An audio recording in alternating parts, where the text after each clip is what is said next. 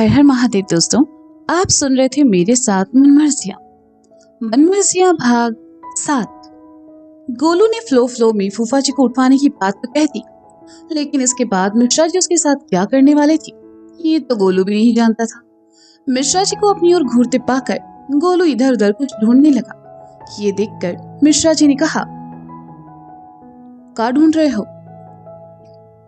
आपकी चप्पल, गोलू ने मरे हुए स्वर में कहा। मिश्रा जी फिर किसी सोच में पड़ गए तो गोलू ने उठते हुए कहा, लगता है हमारा आइडिया आपको पसंद नहीं आया। कोई बात नहीं, हम हाथ जोड़कर मनाएंगे ना फूफा को। बैठो, मिश्रा जी ने कठोरता से कहा। मर गए गोलू, लगता है ये बार बाटा की चप्पल से नहीं, चीक वाली झाड़ू से सुताई होगी। अरे आग लगे हमारी जबान को, क्या जरूरत थी मिश्रा जी के फट्टे में टांग अड़ाने की। लेकिन नहीं, तुमको तो हीरो बनना था, दिखा दी हीरो करी। लग गए ना बम्बू, अब बैठ के गिनो। गोलू मन ही मन खुद को कोसते हुए वापस नीचे बैठ गया। मिश्रा जी ने देखा घर में सब लोग आसपास ही घूम रहे हैं तो वे थोड़ा सा गोलू की तरफ झुके और धीमे स्वर में कहा, कैसे उठवाओगे? हैं? मतलब आप तैयार? गोलू ने हैरानी से चौंक कर तेज आवाज में कहा तो मिश्रा जी और गोलू की तरफ सब देखने लगे। मिश्रा जी ने गोलू के सर पर चपत मारकर फिर से धीमे स्वर में कहा, क्या तुम्हारे गले में का स्पीकर लगा है? सबको काहे सुना रहे हो? मारेंगे खींच के, बिलबिला जाओगे अभी यहीं। गोलू को अपनी गलती समझ आई और इस बार उसने धीरे से कहा, आप सच में फूफा को उठवाना चाहते हैं? मेरा मतलब उठाना ही है या? गोलू की बात सुनकर मिश्रा जी ने उसका मजाक उड़ाते हुए कहा, नहीं नहीं, कंधे पे बैठा के पूरा कानपुर घुमाना है उनको। अरे गोलू, बोर्डम होगा। उठाने का मतलब है जब तक अम्मा के 13 दिन पूरे नहीं हो जाते तब तक उनको ये सबसे दूर रखना है। ओके, बाद 14वें दिन उनकी कब्र हम खुद देंगे। ठीक है, फिर उठवा लेते हैं कल सुबह। गोलू ने मिश्रा जी के कंधे पर कोहनी रखते हुए कहा। अब मिश्रा जी ठहरे गुड्डू के बाप। आज तक गुड्डू ने कभी उनके बराबर खड़े होने की हिम्मत नहीं की और गोलू महाराज कंधे तक पहुंच गए। मिश्रा जी ने मुस्कुराते हुए गोलू का हाथ नीचे किया और उसकी कोल में घुसा जड़ते हुए कहा, घर के बाहर होंगे तुम औरंगबाज, ये हम तुम्हारे बाप है। गोलू सुबह से इतना पीटा जा चुका था कि अब उसकी रुलाई फूट पड़ी। वह मुंह फाड़ कर रोने लगा। गोलू के एकदम रोने की वजह से मिश्रा जी हैरान परेशान हो गए। वह गोलू से कुछ कहते इससे पहले मिश्राइन वहां आ पहुंची और कहा, क्या हुआ गोलू, रो कह रहे हो? चाची, अम्मा, गोलू ने रोते हुए कहा, लेकिन किसी को कुछ समझ नहीं आया। अरे कुछ नहीं मिश्राइन, गोलुआ को हमारी अम्मा की याद आ गई, बस ये थोड़ा इमोशनल हो गया और कुछ नहीं। मिश्रा जी ने तुरंत बात संभालते हुए कहा। मिश्रा जी की बात सुनकर गोलू और जोर से रोने लगा। कहीं गुस्से में आकर गोलू सच बात न बोल दे, ये सोचकर मिश्रा जी ने उसे सीने से चिपका कर कहा, बस गोलू बस, इतना नहीं रोते बेटा, तुम्हारे रोने से अम्मा वापस नहीं आ जाएगी, बस करो। मिश्रा ने गोलू को अम्मा के लिए रोते देखा तो उन्हें गोलू के लिए हमदर्दी होने लगी। उन्होंने गोलू के टकले पर हाथ फिरा कर कहा, बेचारा गोलू कितना प्यार करता था अम्मा से, जब भी घर आता था सबसे पहले अम्मा से मिलता था। एक तो गोलू को मिश्रा जी से मार पड़ी, ऊपर से मिश्राइन गलत बात को लेकर उससे हमदर्दी जता रही थी। ये देखकर गोलू और जोर से रोने लगा और इस बार तो मुंह फाड़ फाड़ कर। मिश्राइन से गोलू का रोना देखा नहीं गया। वे भी आंखों के किनारे साफ करते हुए वहां से चली गई। मिश्राइन के जाते ही मिश्रा जी ने गोलू को गर्दन से दबोचते हुए कहा, अब चुप हो जाओ गोलू, कहे हमारा तमाशा बना रहे हो। इट्टो काम करो, तुम थोड़ी देर के लिए घर जाओ और आराम करो। आज के लिए ना बहुते चला लिया तुमने दिमाग। गोलू ने रोना बंद किया, अपने आंसू पोंछे, उठा और मिश्रा जी को देखकर ऐसे मुंह बनाया जैसे कोई प्रेमिका रूठ जाने के बाद अपने प्रेमी को देखकर बनाती है। गोलू वहां से चला गया तो मिश्रा जी ने कहा, बहुत सही नाम रखे हैं तुम्हारे बाप तुम्हारा गोलू।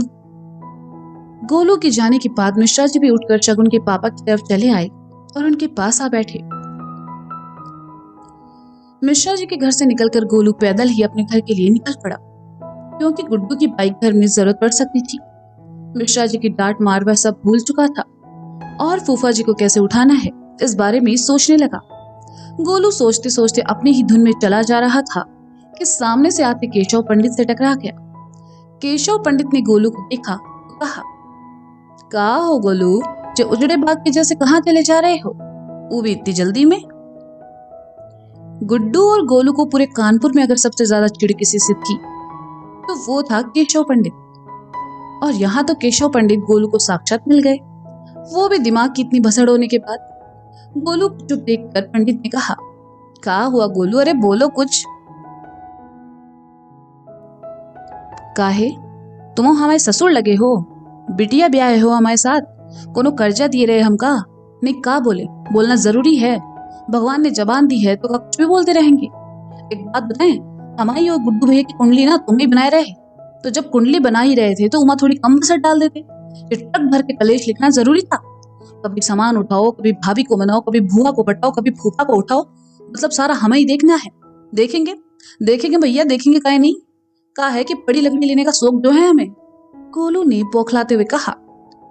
केशव पंडित ने पूरी बात सुनी, लेकिन उनका ध्यान गया सिर्फ गोलू के गलत उच्चारण वाले शब्द शौक पर।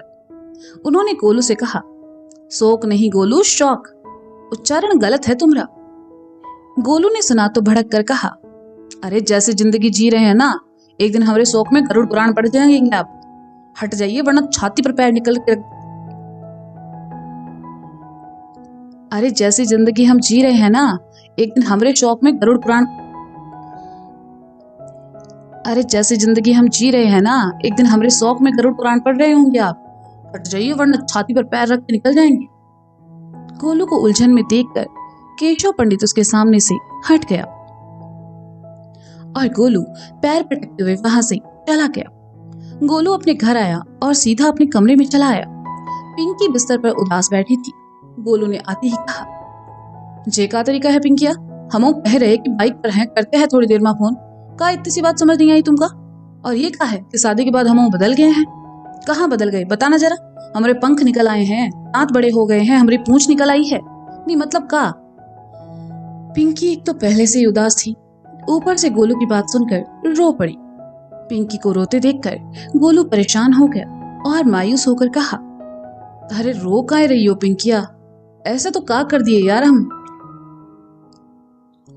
तुम्हारी वजह से नहीं रो रहे हैं गोलू, पिंकी ने सुबकते हुए कहा। गोलू पिंकी के पास आया और प्यार से कहा, तो फिर काहे रो रही हो, पिताजी अम्मा कुछ कहे का? पिंकी ने ना में गर्दन हिला दी तो गोलू ने कहा, घर की याद आ रही है, कुछ दिन तुमने घर छोड़ा है? पिंकी ने फिर सर हिला दिया। गोलू ने बहुत ही धैर्य के साथ कहा, बाजार से कुछ मंगवाए दे खाने का या बाहर घुमा लाए? पिंकी ने इस बार भी ना में गर्दन हिला दी तो गोलू ने मायूसी से कहा, अरे तो फिर रो काहे रही हो, हमसे कोनो गलती हुई का? अरे सच में वो वक्त बहुत टेंशन में थे यार, वो टेंट का सामान पहुंचाना था गुड्डू भैया के घर पे, उसी चक्कर में बस चक्कर गिन्नी बने हुए थे। अच्छा सारी हमका माफ कर दो, आगे से चिता पे लेटे रहे ना तब भी तुम्हारा फोन पहले उठाएंगे, खुश? कैसी बात कर रहे हो गोलू, हमने कहा ना हम तुम्हारी वजह से नहीं रो रहे, पिंकी ने कहा। ये सुनकर गोलू का पारा 7वें आसमान पर चढ़ गया और उसने थोड़ा गुस्से से कहा, अरे तो फिर रो काहे रही हो, का बैठे बैठे दौरे पड़ते हैं का तुमको पिंकिया? हमें पिताजी की बात सुनकर रोना आ रहा है गोलू, पिंकी ने कहा। हमको पता ही था, ये घर में जितने भी कांड होते हैं ना, ऊपर कॉपीराइट हमारे पिताजी का होता है। काकी पिताजी जरूर हमरे पीछे से कुछ सुनाए होंगे तुम्हें हमारे नाम पे, है ना, बताओ हमका? गोलू ने कहा। गोलू ऐसा कुछ नहीं है, पिंकी ने गुस्से से उठते हुए कहा। अरे तो फिर काहे मोहन हलवाई की जैसे बात को गोल गोल गोल गोल गोल गोल घुमाई जा रही हो, साफ साफ बताओ ना क्या बात है, गोलू ने कहा।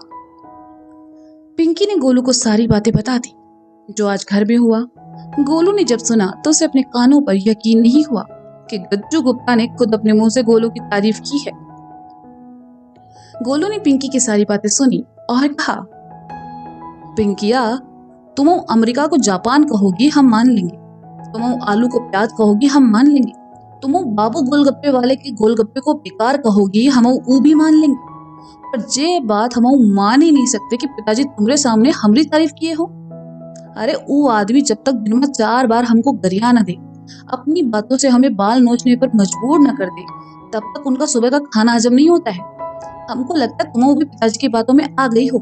कल से हम तुमको भी अपने साथ दुकान लेकर जाएंगे, वरना आज पिताजी को महान समझ रही हो, कल को छगन हलवाई को अच्छा समझ लोगी। नहीं भैया, हम और रिस्क बिल्कुल नहीं लेंगे। साला तुम हो मासूम सीधी लड़की, ये सब मिलकर ना मीठी मीठी बातों में फंसा रहे हैं तुमको और हमारे खिलाफ कर देंगे एक दिन। ओ गोलू, ये क्या बकवास कर रहे हो तुम? हम सच कह रहे हैं।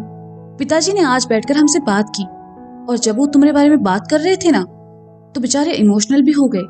तुम्हारे अलावा उनका है ही कौन? वो तुमसे बहुत प्यार करते हैं गोलू, बस दिखाते नहीं है, पिंकी ने कहा। गोलू को पिंकी की बातों पर यकीन हुआ तो वह एकदम से इमोशनल हो गया और कहा, अरे पिंकिया, प्यार तो हम भी बहुत करते हैं यार, बस कभी दिखा नहीं पाए। जे मेहनत जो कर रहे हैं ना, उन्हीं के लिए तो कर रहे हैं पिंकिया।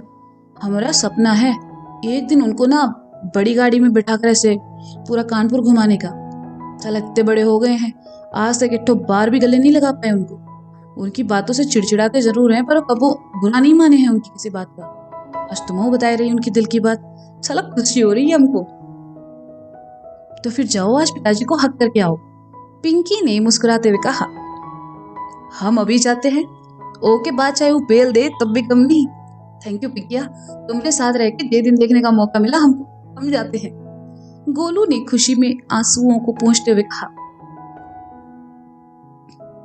पिंकी मुस्कुरा उठी। गोलू ने अपना चेहरा साफ किया और कमरे से बाहर आया। उसने इधर उधर देखा। गुप्ता जी बरामदे में खंबे के पास खड़े फोन पर किसी से बतिया रहे थे। गोलू उनके सामने चला आया और कुछ दूर खड़े होकर मुस्कुराते हुए उन्हें देखने लगा। फोन पर बात करते हुए गुप्ता जी की नजर गोलू पर पड़ी तो उसे मुस्कुराते देखकर उन्हें थोड़ा अजीब लगा। लेकिन आज से पहले गोलू उनसे जब भी मिला चिड़चिड़ाते हुए मिला है। गुप्ता जी ने गोलू को इग्नोर किया और वापस फोन पर लग गए।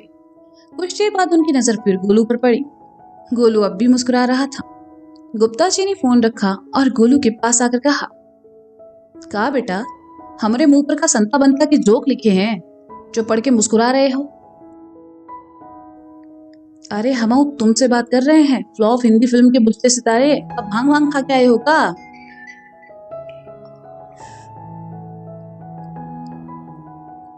गोलू ने कुछ नहीं कहा और आगे बढ़कर अपने पिताजी को गले लगा लिया। गुप्ता जी हैरान, क्योंकि ये तो आउट ऑफ सिलेबस मोमेंट था।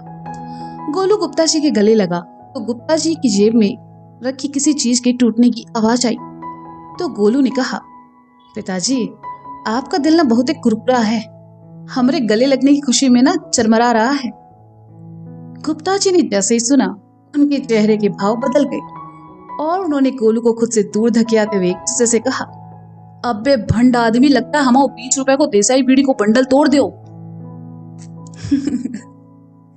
अब गोलू जहाँ हो और वहां कांड ना हो, ये भला कैसे हो सकता है? तो गुप्ता जी अब अपनी बीड़ी का बदला गोलू से कैसे लेंगे, ये जानने के लिए सुने मन मर्जियां मेरे साथ। मिलते हैं जल्द ही, बाय बाय।